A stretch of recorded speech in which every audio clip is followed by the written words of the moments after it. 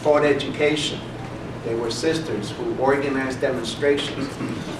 They were sisters who were part of the defense ministry as well. You know, they were unlike other entities of the past, where the sisters played a secondary role. The women of the young lords fought to earn that respect. And I emphasize fought because when we first formed, the influences, the baggages of the cultural baggages of this society were also manifesting internally in our grouping. And it wasn't until we began to understand some of the writings by Che Guevara that revolutionaries have to change if they are to change the world, that we began to understand them. Would you say that the patriarchy and machismo is as damaging to the people as capitalism is? It's a product of it. It's a product of it. Wherever there's a division and disunity and oppression, it's not coming from a place of humanity. It's not coming from a place of social common sense. Women were the first form of property in human society. And the earliest, if you look at the span of human history, most of it was matriarchal. But what the matriarchy was, it was not women dominating society. Okay? Women were leaders. We call it matriarchy because of the leadership that women played.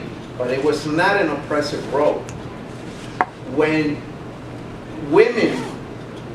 the matriarchy was overthrown, it went through a process of hundreds of years.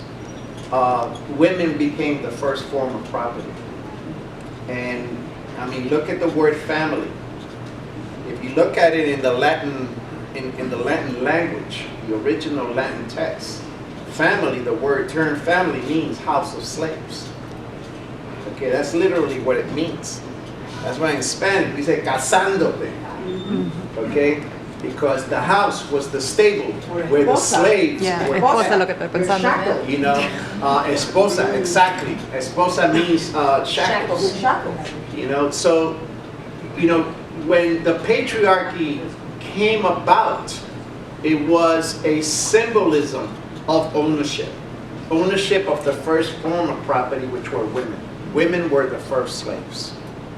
And the patriarch took it a little further because they wanted to make sure that whatever their property was went only to their children.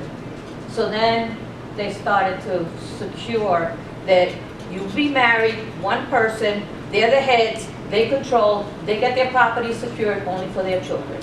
Because under the matriarch, everyone benefited from the property. Right. And the church, which rose according to the consolidation of the patriarchy, the church established the rules of women's oppression.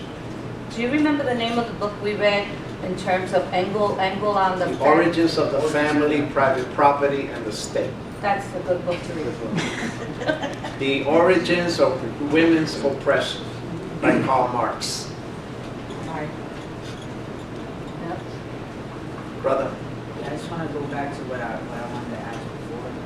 It's a little bit off the top of what we're talking about now.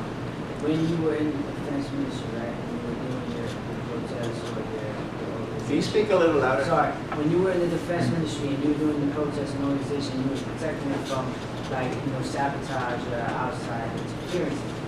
It was making sure it was closed, it was only your group of people, and that was it. It wasn't open to, like, anybody from the public to join, and that's how you did it, like, to keep them out, or how did you go about it to make sure that they...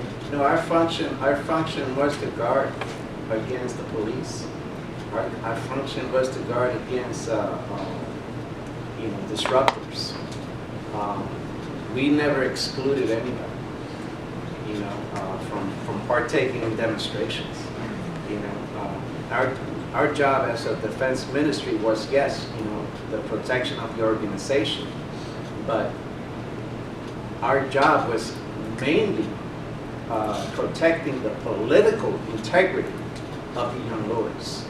Because if something was to break in one of our demonstrations, the political harm that would produce was hundreds of times worse than any kind of physical harm. The other thing, Ronaldo, is that because we were so solidified, we had general meetings. We met people from the different branches.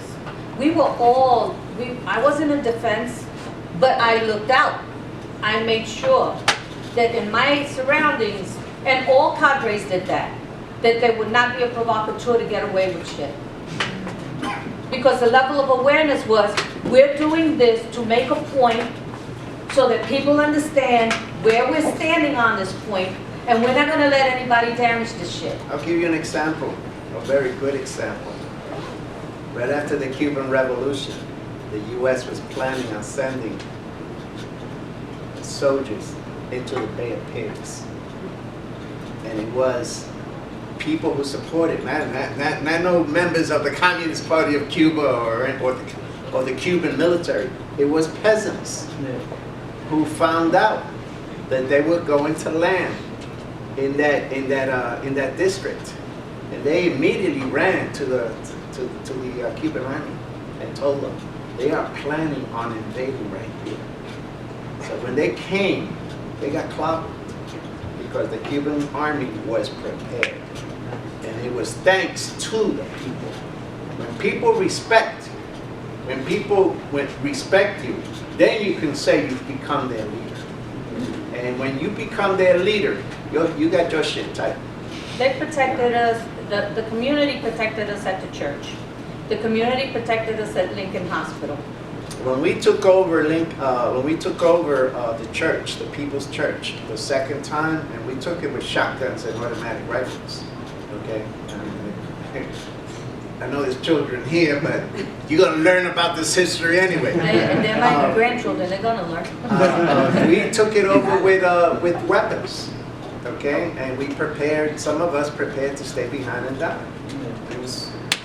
Now, the reason why nothing broke out is because the community formed a barrier, okay? Clergy, there was like 200 clergies out there.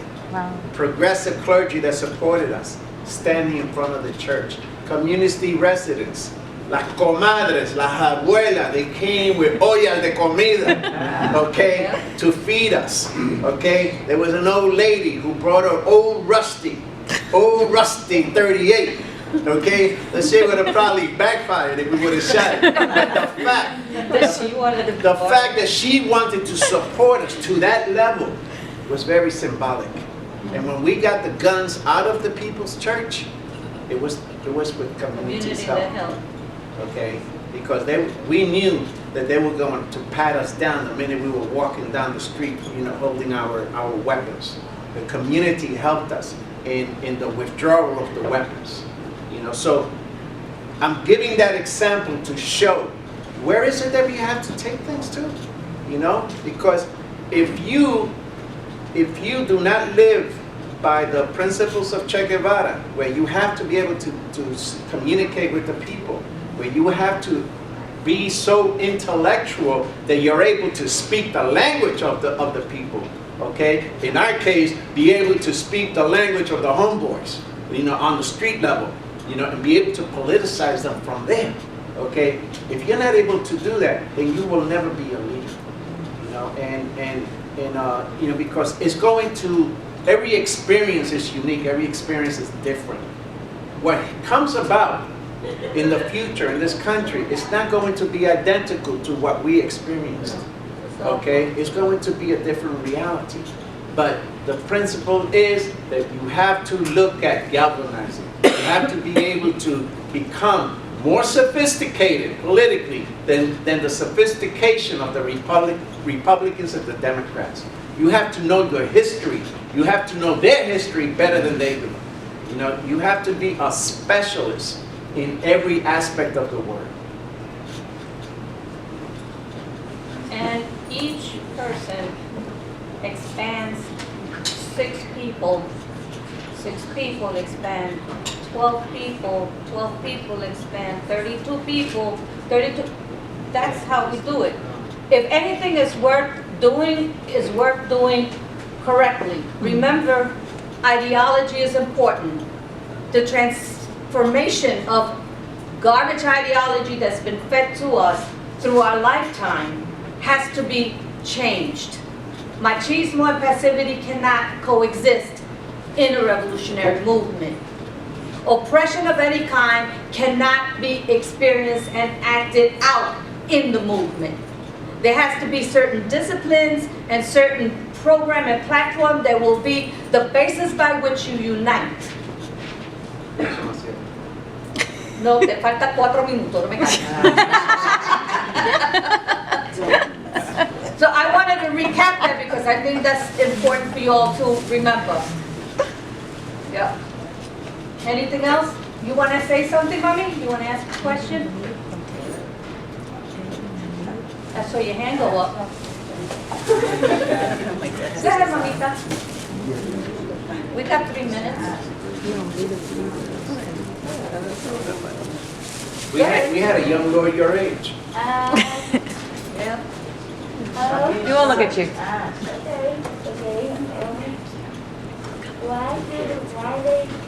Why back in the days, why they always used to do war over the color? Why were there Why was color there wars? racism, basically? Yeah. Why they wanted to do that for what reason? Because one of the ways that the people who have power in the country make sure that we fight each other as opposed to fight them is to make it an issue of